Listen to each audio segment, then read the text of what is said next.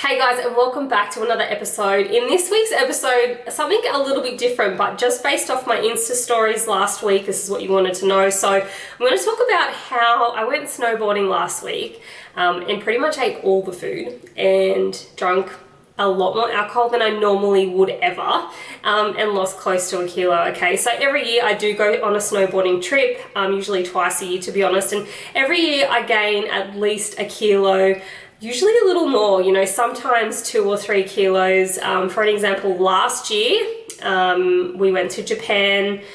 We did go again this year, but last year I gained 3 kilos in 9 days. So just to give you a rough idea. Now, you guys have probably heard of the 80-20 rule. When it comes to snowboarding trips, it's more like a 50-50 rule at best. This year on our family snow trip, I did eat the same as I usually do on these trips, maybe a little more to be honest. I ate pizza, I had a burger, I ate a donut every day, hot chocolates every day, cold chocolates, you name it. I even had a Jaeger bomb. And after 4 days, I lost close to 1 kilo. So what's changed?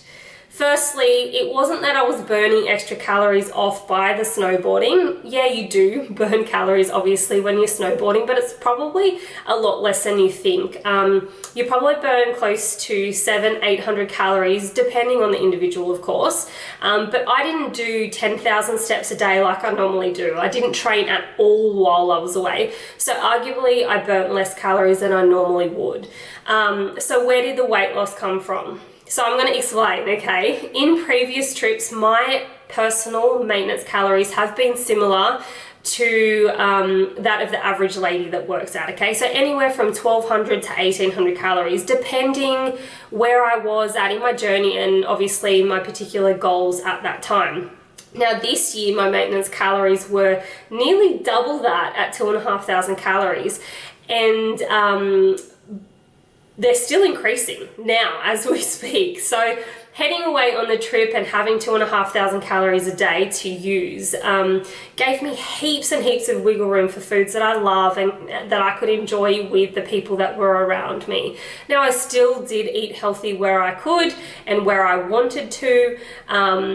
As food intake, it isn't just for weight gain or loss, guys. It is actually fuel for the body, and I do feel different when I eat those less nutritious foods, and I didn't feel fabulous, let's be honest, at the end of my trip.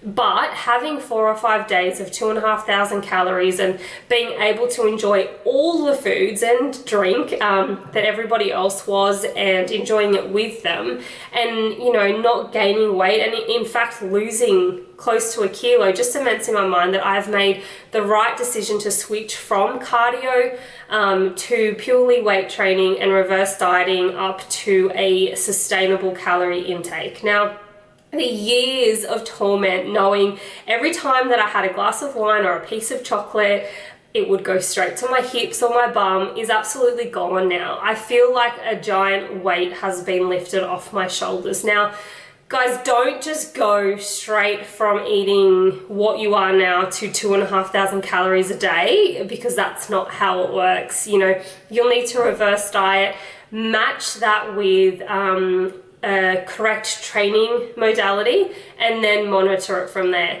There are heaps of other videos on my YouTube channel where I explain exactly how to do what I have done, so make sure that you go check those out as well. If you do want help from me directly, I do run both one-on-one online coaching and group coaching programs for women that are purely sick of training, you know, 12 times a week and eating bird food without getting anywhere. As always, guys, thank you so much for watching, and shoot me a DM if you have any questions whatsoever. And until next time, I'll see you in the next video.